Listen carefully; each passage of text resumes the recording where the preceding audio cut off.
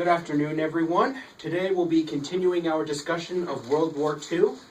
As you can see, the directions are up here on the board. We will learn what countries were involved with the Allied powers in World War II and why these countries went to war.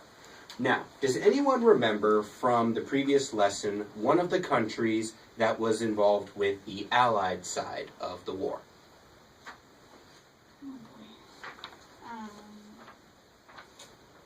U.S. That's right, the United States was one of them. Can anyone name another? Actually, yes. In a way, France was involved with the Allies, although that's a little bit misleading. On the one hand, there was a French resistance that sided with the Allies, but formally the French surrendered to Germany and Italy in 1940. So that's a bit of a gray area, but it still counts. Anyone else? Japan. Is Japan on there? No, Japan is actually with the Axis powers, which we'll talk about another day. Yes. England? Yes, England, Great Britain.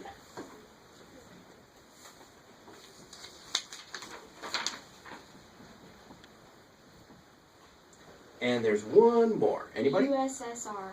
That's right, Russia. At the time, they were known as the Union of Soviet Socialist Republics, but for the purposes of this lesson, we'll simply refer to them as Russia. So let's start with Great Britain. One of the first things we need to remember when we're talking about Great Britain is how important it was to the rest of the world. For many years, dating back as far as the 1600s, Great Britain has had a number of colonies all over the world, particularly in Southeast Asia, as well as through parts of Africa. One reason that this is important is that Great Britain has long been regarded as having one of the best navies of any nation in the world up to that point.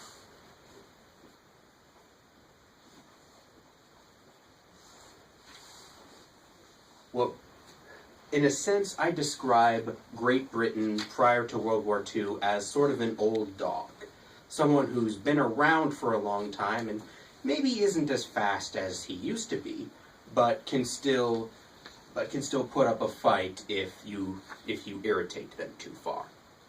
So, now that we have an understanding of how Great Britain was perceived by the rest of the world during this time, we have to think about why Great Britain went to war. Since we know that they have colonies, can anyone think of a reason why Great Britain might want to stop Germany and Italy and Japan?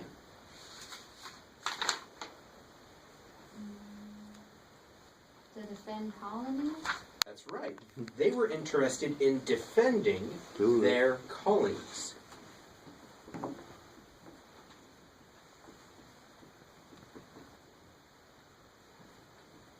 There were a few, perhaps four of the biggest ones were Australia, New Zealand, Canada, and South Africa. These were classified as dominions.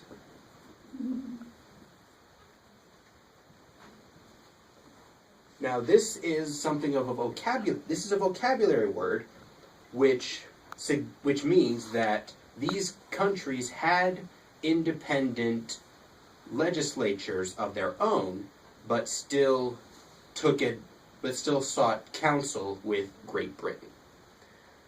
So when Great Britain declared war on Germany in 1939, following its invasion of Poland, many of these dominions followed in closely behind them. Canada, Australia, New Zealand, and South Africa all soon agreed to support Great Britain in the war. The only dominion of Great Britain's that didn't pick a side in the war was Ireland, which is a bit ironic if you think about it. one of the nations closest to Great Britain physically chose to distance themselves metaphorically from the conflict. And I mentioned that there were territories in Great Britain in Southeast Asia. One of the ways that this benefited Great Britain was through what's known as the Singapore strategy.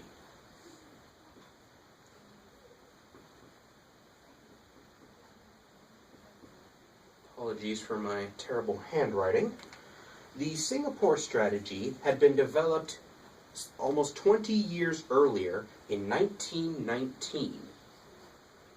The general idea was that Britain had developed a naval base on the island of Singapore as a launching point for a naval fleet, which would then defend their southeastern interests, and particularly the route to India, should war ever arise between Britain and Japan. Unfortunately, once war was declared, they decided to follow through on this strategy and sent a fleet to Singapore. However, they did not count on Japan's aerial provisions. They didn't count on the possibility that Japan would have launched aerial attacks against them. And the strategy was, and they were unprepared in that attack. So, after a year or two of successfully defending Singapore, in the Battle of Singapore in February of 1942, Singapore eventually fell, which was recounted by Winston Churchill as one of their greatest military blunders up to that point. So, now that we've recounted Great Britain, let's talk about